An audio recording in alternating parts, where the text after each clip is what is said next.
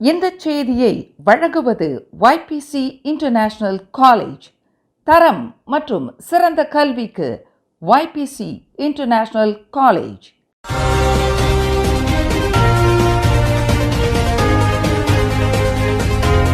வணக்கம். திசைகளின் 5 மணி செய்திகள்.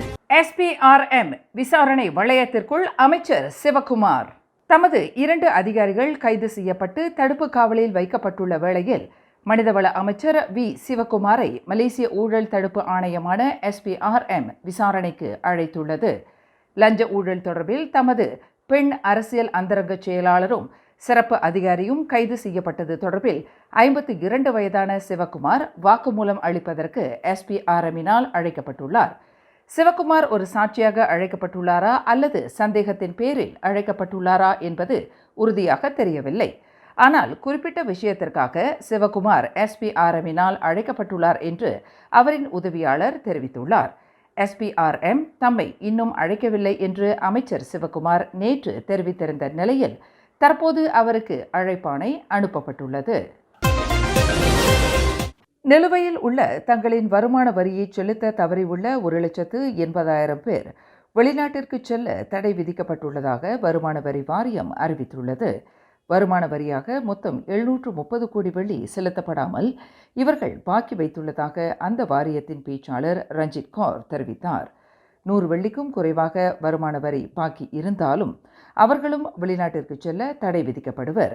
சம்பந்தப்பட்டவர்கள் விமான நிலையத்திலேயே குடிநுழைவுத் துறையினரால் தடுக்கப்பட்டு திருப்பி அனுப்பப்படுவர் என்று ரஞ்சித் கௌர் விளக்கினார். வெளிநாட்டிற்கு பயணம் மேற்கொள்கின்ற ஒவ்வொரு மலேசியரும் பயணத்திற்கு முன்னதாக வருமான வரி தொடர்பான தங்களின் தார்மீக கடப்பாட்டை நிறைவு செய்ய வேண்டும். அதன் பின்னரே அவர்களின் வெளிநாட்டு பயணத்திற்கு அனுமதி வழங்கப்படும் என்று அந்த உயர் அதிகாரி தெளிவுபடுத்தினார்.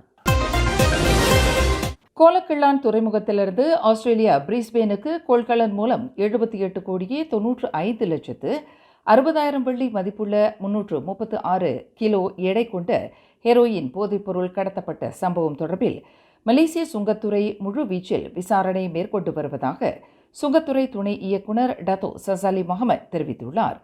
பிரதமர் டத்தோ ஸ்ரீ அன்வார் இப்ராஹிமின் உத்தரவின்படி இந்த கடத்தல் தொடர்பான விசாரணை அறிக்கை 2 வாரங்களில் தயாரிக்கப்பட்டுவிடும் என்றும் அதுவரையில் எந்தவொரு தகவலும் வெளியிட இயலாது என்று சசாலி முகமது குறிப்பிட்டார். மிகப்பெரிய அளவிலான இந்த போதைப்பொருள் கடத்தலில் மலேசிய சுங்கத்துறை அதிகாரிகள் சிலர் சம்பந்தப்பட்டிருக்கக்கூடும் என்று சந்தேகிக்கப்படுவதாக சசாலி முகமது குறிப்பிட்டார். அந்நிய தொழிலாளர்களை தருவிக்கும் நிறுவனம் சம்பந்தப்பட்ட 9 கோடியே 70 லட்சம் வெள்ளி லஞ்ச ஊழல் தொடர்பில் மலேசிய ஊழல் தடுப்பு ஆணையமான SPRM விசாரணைக்கு ஒத்துழைக்க தாம் தயாராக இருப்பதாக மனிதவள அமைச்சர் வி சிவகுமார் குறிப்பிட்டுள்ளார்.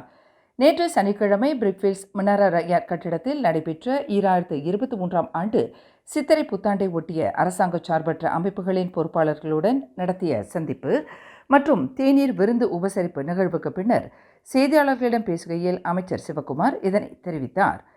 தமது தனிப்பட்ட அலுவல்களை கவனிக்கும் பெண் அந்தரங்க செயலாளர் மற்றும் சிறப்பு அதிகாரி கைது செய்யப்பட்டது தொடர்பில் விசாரணைக்காக அமைச்சர் சிவகுமாரை SPRM அழைத்திருப்பதாக கூறப்படுவது தொடர்பில் அவரிடம் செய்தியாளர்கள் வினவினர்.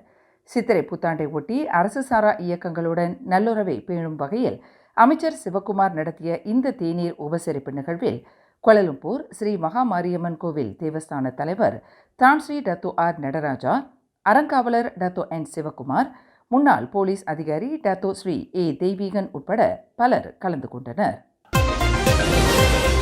பட்டாசுகளை கொளுத்தி விளையாடும் சிறார்கள் சம்பந்தப்பட்ட விபத்துகளின் எண்ணிக்கை அதிகரித்து வரும் நிலையில் ஆபத்து மிகுந்த இச்செயல்களில் ஈடுபடுவதற்கு பிள்ளைகளை அனுமதிக்கும் அல்லது அவர்களை கவனிக்காமல் அலட்சியமாக இருக்கும் பெற்றோர்கள் மீது சட்ட நடவடிக்கை எடுக்க முடியும் என்று மகளிர் குடும்பம் மற்றும் சமூக மேம்பாட்டுத்துறை துணை அமைச்சர் ஐமான் அத்தீரா சாபு தெரிவித்துள்ளார். சிறார்களுக்கு ஆபத்தை விளைவிக்கும் பட்டாசு வெடிகளை பயன்படுத்த பெற்றோர்கள் ஒருபோதும் அனுமதிக்க கூடாது என்பதுடன் ஆபத்து குறைவான வானவெடிகளை சிறார்கள் கையாளும் போது பெற்றோர்கள் அணுக்கமாக கண்காணிக்க வேண்டும் என்று துணை அமைச்சர் கேட்டுக்கொண்டார். பட்டாசு பொருட்களின் விற்பனைக்கு அரசாங்கம் அனுமதி வழங்கியிருந்தாலும் சிறுவர்களை கண்காணிப்பது பெற்றோர்களின் கடமையாகும் என்று ஐமான் அத்தீரா சாபு நினைவுறுத்தினார். ஹரிராயா காலத்தில் கோலாலம்பூரிலிருந்து தவாவிற்கு சிக்கன வகுப்பில் ஒரு வழி பயண விமான கட்டணம் 3138 வெள்ளி விதிக்கப்பட்டுள்ளதாக அயர் ஹிதம் எம்பி வி காசியோங் கூறியுள்ள குற்றச்சாட்டை போக்குவரத்து அமைச்சர் ஆந்தனி லாக் மறுத்துள்ளார். முன்னாள் போக்குவரத்து அமைச்சருமான வி காசியோங் கூறியுள்ள குற்றச்சாட்டில் உண்மை இல்லை என்று குறிப்பிட்ட ஆந்தனி லாக், எந்தவொரு விமான நிறுவனமும் சிக்கன வகுப்பிற்கு 3000 வெள்ளி வரையில் விமான டிக்கெட்டை விற்கவில்லை என்று தெளிவுபடுத்தினார். ஹரிராயா பெருநாளை முன்னிட்டு விமான டிக்கெட்டுகள் விற்று தீர்ந்துவிட்டன என்பதுதான் உண்மை என்று ஆந்தனி லாக் விளக்கினார். இந்த செய்தியை வழங்கியது YPC இன்டர்நேஷனல் காலேஜ். தரம் மற்றும் சிறந்த கல்விக்கு YPC இன்டர்நேஷனல் காலேஜ். மேலும் செய்திகளை தெரிந்து கொள்ள கீழே இருக்கும் பெல் பட்டனை அழுத்துங்கள். உங்கள் மகிழ்ச்சியை வெளிப்படுத்த லைக் மற்றும் ஷேர் செய்யுங்கள். தொடர்ந்து திசைகளோடு இணைந்திருக்க சப்ஸ்கிரைப் செய்யுங்கள்.